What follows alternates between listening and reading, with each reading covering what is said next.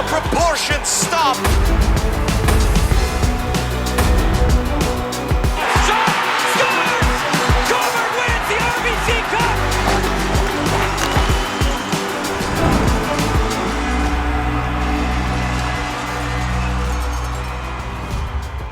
This is the OJ Today. What's up, everyone? I'm Alex Bastyovanszky. Thank you so much for taking the time to tune in today. Hope everyone had a great holiday season. And there's a lot to cover this week, despite a rash of game postponements due to COVID-19 protocols. So what we're going to do is we're going to have a mix of highlights from recent games, as well as some of the best games that went down earlier in the season. But first, the big news, obviously, is that the league announced on January 4th that due to the Ontario provincial government's direction of implementing a modified Stage 2 reopening, the OJHL is mandated to pause all games until January 26th. Now, I had a chance to speak with Commissioner Marty Savoy this week to get his thoughts.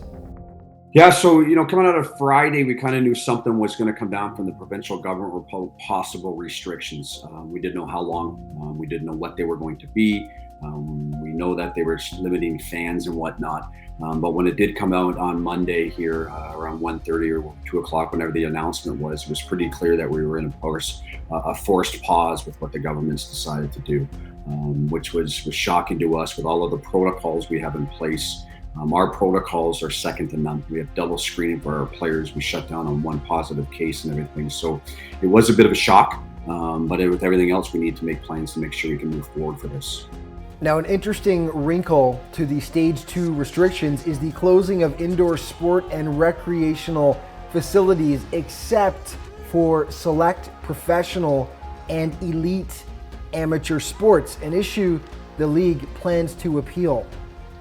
Yeah, with the elite status of the leagues that have been declared on the provincial government, we still don't understand kind of how and what. I'm sure they have rationale behind it. They probably don't do anything at that table without thinking through it clearly. But we believe we're elite. We have players that go into the National Hockey League. We have players that move on to the OHL. We have players that go to professional. We have players that go to youth sports. Our players are competing for literally millions of dollars in scholarship money every year. And we're not the only league that's not on that list. All the other junior A leagues within the province are not on the list as well. And the OUA is not even on the list. And they have players that go, athletes that go directly to the Olympics from their programming.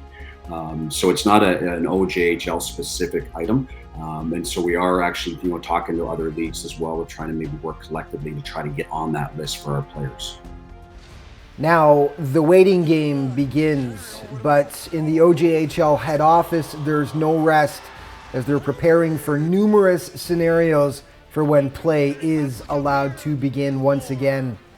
So one thing that we're lucky in our league is our staff is unbelievable. Rick Morocco, Ruben Cohen, Chris Vanstone, we have plans. I believe there's 19 different plans we have in place right now, and it's time specific.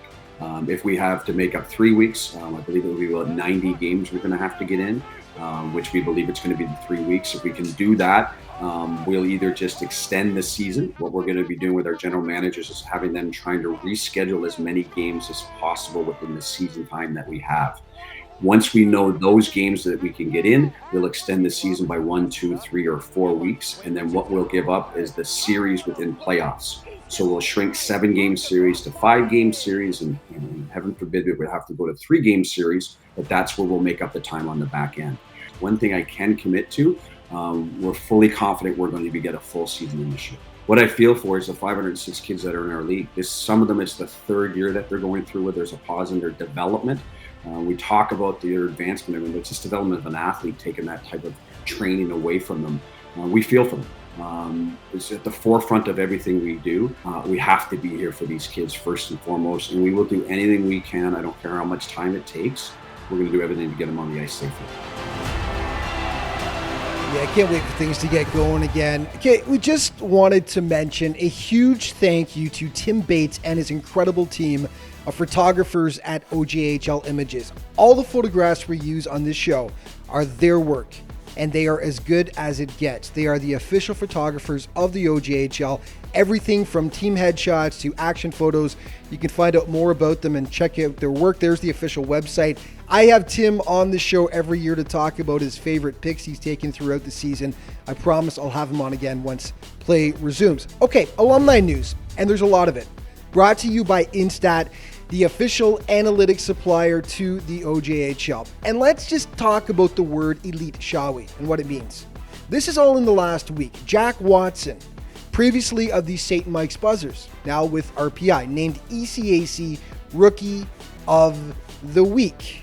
Okay, Hockey East, Zach Ewens, the D-man. Now with Merrimack College, previously the Wellington Dukes, he was named Hockey East Defender of the Week. He's just having a great campaign south of the border. Of course, he was part of that Dukes team back in 2018-19. Still in Hockey East, Jack McBain, drafted third round by Minnesota directly out of the OJ in 2018. He was the co-player of the week. He now plays for Boston College. Still in Hockey East, by the way, home to last year's national champions.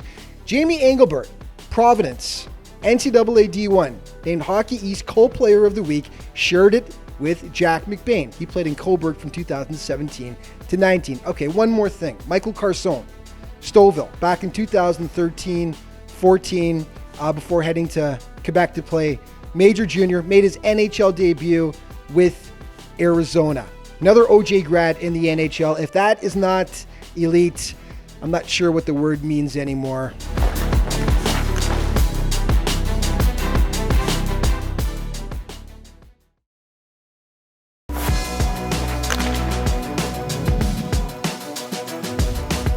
Hey, welcome back, everyone. So, yes, there were quite a few game postponements last week due to COVID-19 protocols, but one contest that fans were crossing their fingers and toes over in hopes that it would go forward was North York versus Trenton, the South Division leading Rangers hosting the Beasts of the East Golden Hawks, two teams that have been ranked in the CJHL's top 20 for most of the season. And it turns out wishes do come true as they managed to get this one in. Highlights in this segment are brought to you by Warrior. Warrior is the official hard goods supplier to the OJHL. And there were big expectations for this game. Two teams that sat at the top of their respective divisions. Ben Albright, an AP call up this game for the Golden Hawks. Here's a pass into the middle and a chance at a shot, scores! And guess who it is? It's Baldessera. New pickup, Daniel Baldessara, getting things going for North York. 4 minutes later, Trenton coughs it up. AP Kyle Hiawara pouncing on it. He makes it 2-zip Rangers. Second frame, he just kept on coming. Max Donahue feeds Jack Hewitt, and NYR had a 3-goal advantage, and they weren't even close to being finished. Comes Baldessera. Now for Cordero. Cordero, a nice little move to gain the zone and a goal. Scores! What an individual effort by Cordero. He slides it home for his first as a Ranger, and it is 4-0. Baldessara's former Mississauga teammate Nick Cordero getting in on the fun there. The Jayhawks finally get on the board. 18 seconds later, Dalton Bancroft smashing it home. But North York would cruise the rest of the way. What happened in this one? Wow. They crushed Trenton by a 7-1 final score. Okay, West Division showdown saw Burlington visiting Milton last Sunday. This one lived up to expectations. Bailey Carwin drawing first blood for the Cougars midway through the first period. Back came the menace, though. Holden Rogers, he had himself a game. This was just the tip of the iceberg beauty. He ties it up 1-1, and then 4 minutes later, Rogers will steal and score, and this guy was on fire. 2-1 Milton at the break. Second stanza, the Cats tie it up. Matt Zebedee will poke it home out front. It's 2-2. The teams would trade goals after that, setting up the dramatic finish in the third.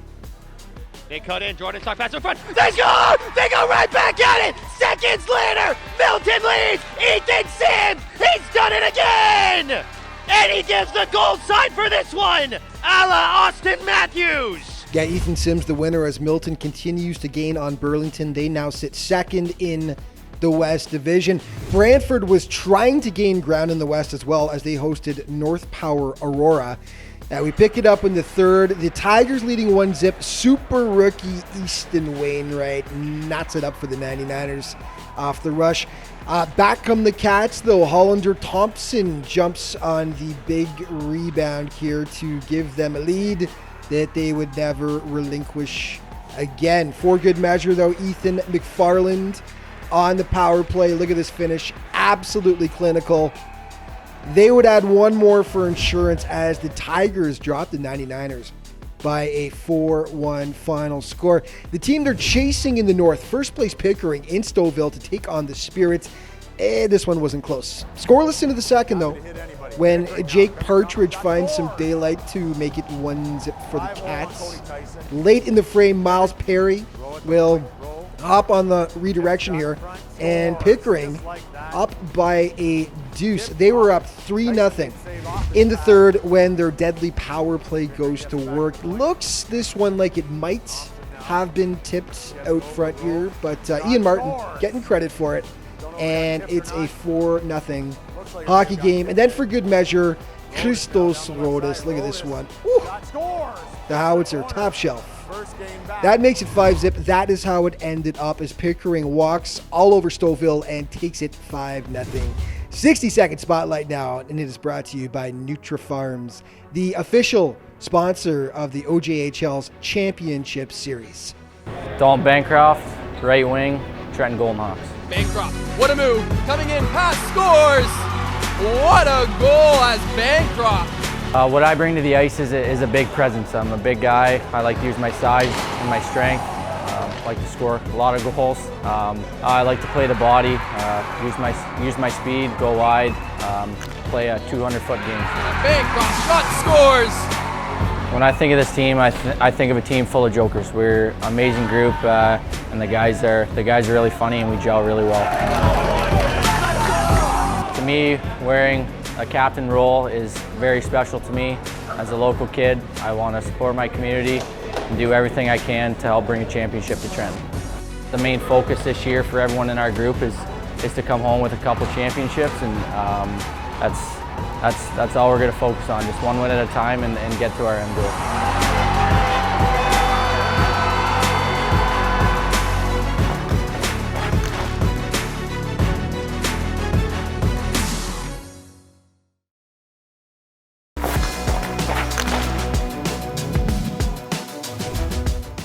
Hey, welcome back to the OJ Today. You know, over the past couple of decades, the Georgetown Raiders have been one of the most consistent organizations in the OJHL, consistently producing NHL draft picks. First overall selection, Jack Hughes, is a recent example. Consistently sending players onto the NCAA and consistently challenging for the Buckland Cup championship. Now, although the past couple of seasons have seen the Raiders drop off a little bit in terms of competitiveness, they're right back there again this year, looking like a legitimate threat. And we take a closer look at the Raiders in this week's Team Spotlight.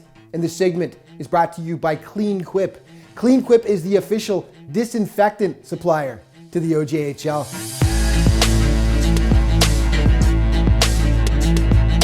Now it might be a break. Ishmael coming in short-handed and breakaway. Ishmael shoots. He scores! Short-handed breakaway goal. And the Raiders now tie it at 2. There have been many changes in Georgetown this season.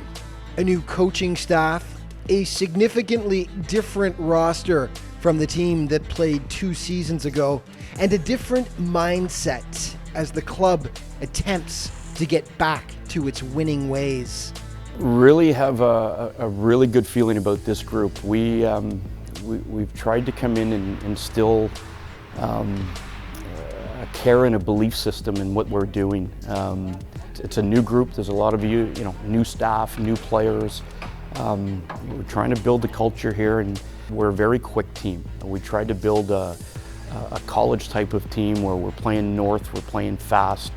Compared to 2 years ago, our scoring's gotten better. So I think that'll be a positive for us, and I think it'll be nice going into games knowing that we can get up on teams early with speed.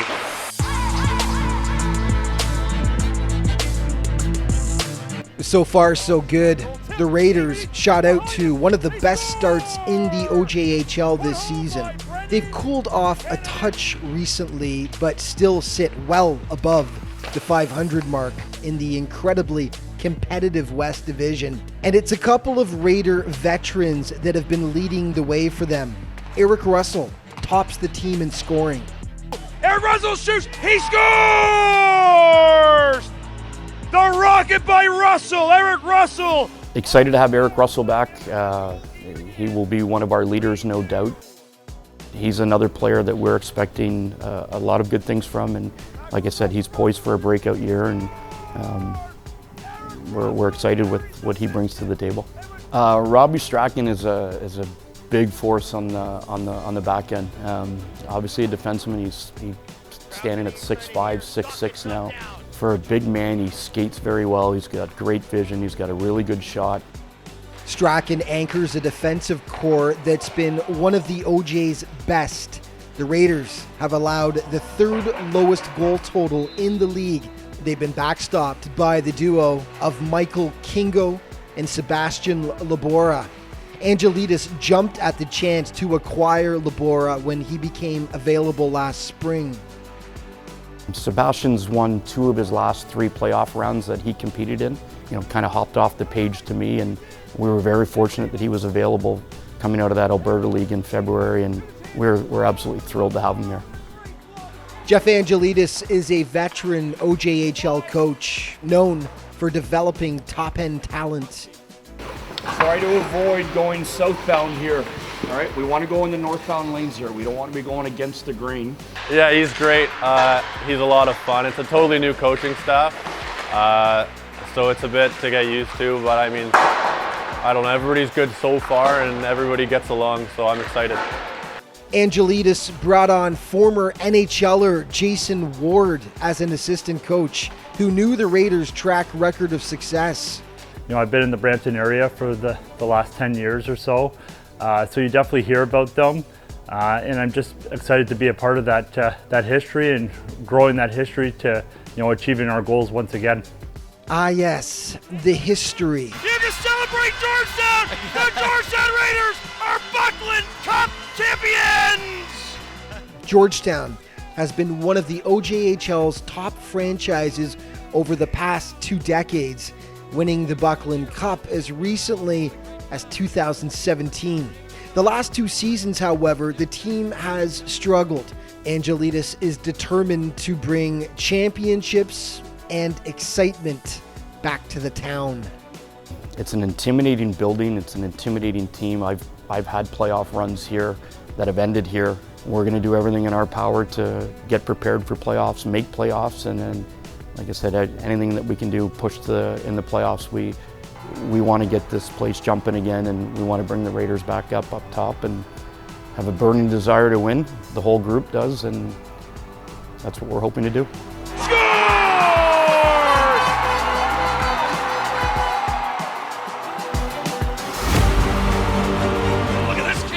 Is that any good? They score! What a goal! Oh my! Crunched him to the ice! What a hit right in your living room! They're scored, but that any good? Oh, roll the highlight film! He shoots! Oh, what a save! Oh my heavens! 2 seconds to go for the score! Oh my! Oh my! Oh my!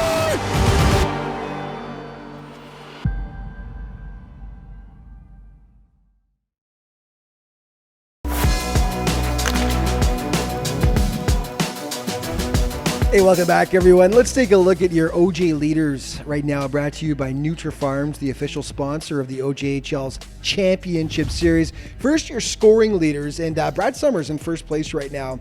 Dalton Bancroft, though, hasn't played that much lately, so he's in second. Bryce Sutherland in third. Oliver Tarr, Matt Zebedee tied right now in the top 5. Standings Northwest, Pickering continues to lead in the North Division. In the West, Burlington still on top, followed by Milton, Oakville, Brantford, and the Georgetown Raiders. In the Southeast, North York a slim lead over the JRCs, followed by St. Mike's. Out East, Trenton on top, but only a 2-point lead now over second place Haliburton County. And okay, since we're taking a break for a few weeks off the show, we thought, why not show the plays of the year so far? Brought to you by Troy Apparel. Troy is the official apparel provider to the Ontario Junior Hockey League. Play it, and he does. Roach, give and go with Erie. Heads up, oh, hammered. Reel will bring it over the line. Reel to Vitale in the slot. Vitale, one move. Oh, what a beautiful goal! Forehand to backhand to the back of the net. They get it back. Henry, oh, what a move. Oh, what a move. Scores! Henry! Gets knocked off his feet, but gets it back. Spicky, right in. Centering pass. Oh, what a save! Are you kidding me? Adam Miwa had a wide open cage. It looked as if it was a for sure goal. And I'm at a loss for words. Oh my goodness. Down the right wing with it now. Stahlbaum. Stahlbaum now. He's deadly with a puck. Puts the brakes on. Looks for the trailer. Here's the chance to win. In shot. Backdoor score. Fish win this one. The Fish win this one. Lindsay in double overtime. Barber coming out with the puck from Wagner the other way for the Blaze. Barber's in, wheeling, dealing, scores! Mamma mia, what a shot! That pass hit his skate, jammed up along the right boards, and then Douglas Najim buries joint. Right along the left wing boards, a massive hit. Frost now has it. Frost angle with the puck. Frost going to go 200 feet. Frost and score! Was that any good? He took it 200 feet coast to coast. Scores behind the net. Oliver Tarr does it again. It's Francois. Thiessen interfered with Stretcheluk, and now the Cougars are in. Scores! Pops it out there for Cochran. Back to Richardson. Big hit. How do you do? Now the puck comes over to center. Oh my! D'Orazio crunched him to the ice. Pickle down the wing. Pickle, knees it out. Here's a chance. Oh, and Labora with a great glove save. Oh my heavens! Call the cops. The Panthers were just robbed. Picks that up. Bertrand can't clear it. It's kept it at the line. Warren made the stop. Oh, wow. Batted on a mid-air by Barrett Joint. Piper in over the line. Piper got a man in front. There's a pass. Hurden, what a save! As Hurden snapped that one hard and Wu got the glove on it, knocks it down. Anderson caught that with his hand, and it went to his Brantford player. And they want to get the shot. Score! The captain, Jake Partridge! For them through center, onto the wing, Ray with a nice move and scores! Narrow for Riley Sutherland, fresh off the bench, a couple of nice moves. He fires and scores. Riley Sutherland. The net was off its moorings. That shot! They scored! No! How did that stay out? Oh my! What a save! Oh my goodness! Barrow ahead for off open. This is a 4-on-1 off open for Donahoe back in front. And a big save made by Cook, and he's down to hold on. Boy, under a minute to go. Chang. Oh, what a hit! Jennington. Headman's the buck. Here they come. Stovall down the right side. And oh, nice move. And oh, scores! What a goal! Possession time for the Blues. And as we say that, here comes Terrell, makes a nice pass on the side, rebound. Loose puck in front, they score. Markham gets on the puck. 2 seconds, going for the score! Oh my! Oh my! Oh my! Markham wins! Near side, Wilson Farrell, look out there, he got into some trouble and they score. Sutherland.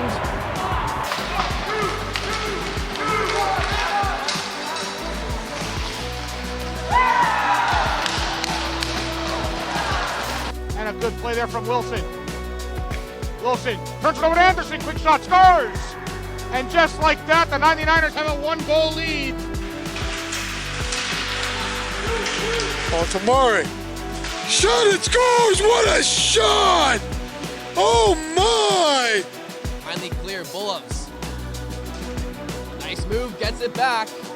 Play to the middle, nice play, Sinanen gets his second. And Sebastian Bulovs, what a play from him. And out center ice it goes. Here comes Tar. Tar now dangles with the puck. Tar with a move. Tar scored without any gun. Oh, roll the highlight film. Tar with an Andy. It's 3-2 Halliburton County. Best player in the league right there, gang. There was Riley Rogers, and that was stopped by Gray. From back of the goal, scores! Oh my! The lacrosse goal from Tar. Oh my goodness, Oliver Tar. Man, oh man. And that's all the time we've got for this week's show. But just a reminder before we go to stay up to date on everything that's going on in the OJHL all throughout the season, the latest news, statistics, and of course game postponements due to COVID-19. Be sure to check out all of the league's social media outlets. Thank you so much for watching.